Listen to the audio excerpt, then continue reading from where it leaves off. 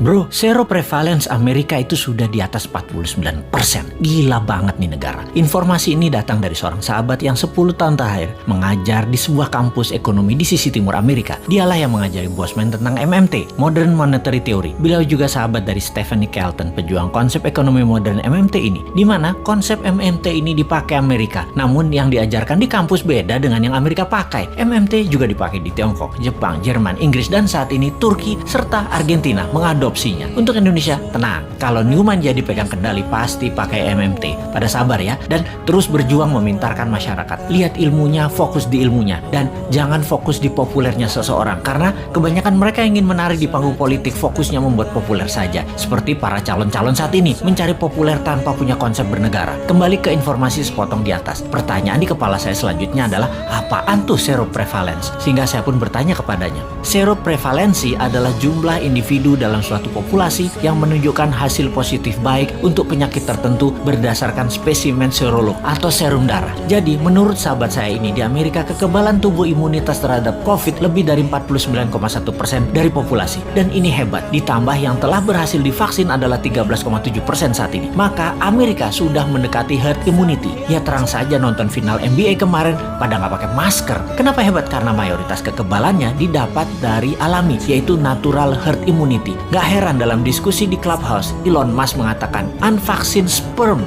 50 years from now are more precious than gold. Yang dalam arti sederhananya adalah sperma manusia yang tidak divaksin lebih tinggi nilainya dibanding harga emas 50 tahun lagi. Oke, wis jangan dipercaya omongan Elon Musk. Itu hanya omongan manusia oportunis. Sing bener pejabat saat ini, maha bener. Kita harus dukung terus demi utuhnya NKRI sampai masanya new mind tiba. Sing sabar ya. Kalau pandemi corona adalah bencana alam natural disaster, maka sesungguhnya kesembuhan alami adalah herd immunity natural juga untuk mengalahkannya. Sungguh, strategi yang terbaik adalah dari alam oleh alam. Kalau COVID adalah man-made disaster, ada dua strateginya. Nego dengan yang mengendalikan dan ikuti maunya mereka, atau tantang mereka, tantang perang puputan, tantang perang sampai mati. Pakai vaksin sendiri, pakai imunoterapi, pokoknya jangan pakai vaksin asing aja. Wani ora, kalau nggak berani ya seperti saat ini, ikuti aja protokol globalis. Dilanjut oleh teman saya tadi. Jadi kalau Amerika pakai vaksin mengatasi herd imunitas secara mayoritas itu hoax, bener, pakai vaksin tapi hanya minor, hanya palingan 20-30%an saja, yang 30%an nanti yang alami. Amerika pakai natural imunitas terbanyaknya. Lalu saya bertanya, kalau Tiongkok menangani COVID pakai vaksin ya? Dijawab olehnya, belum tentu. Tiongkok itu rezim komunis, gak ada transparansi dan akuntabilitas bagi siapapun dari luar negeri bisa mengakses kebenaran informasi yang Tiongkok berikan. Siapa yang bisa memverifikasi berita kalau society dibungkam di sana? Banyak ahli-ahli luar Tiongkok mau fact finding masuk ke Tiongkok, gak bisa, ditolak Beijing. Sebaiknya kita tidak consider data Tiongkok sebagai data utama. Semua data dari Tiongkok itu dari pusat partai komunis. Semuanya dialterate, diubah sesuai untuk kepentingan propaganda yang menguntungkan Tiongkok. Bisa saja ternyata Tiongkok juga pakai natural herd immunity, namun dipropagandakannya pakai vaksin. Taunya Tiongkok menyehatkan warganya dengan multivitamin dan mineral, sementara vaksin diekspor keluar sebagai dagangan internasional.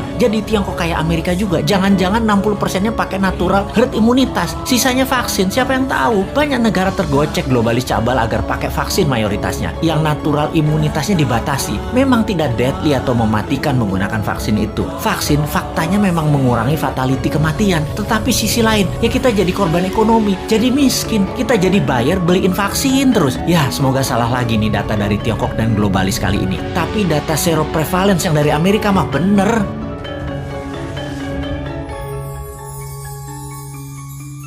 Memuji ingsun kanthi suwita linuhung segara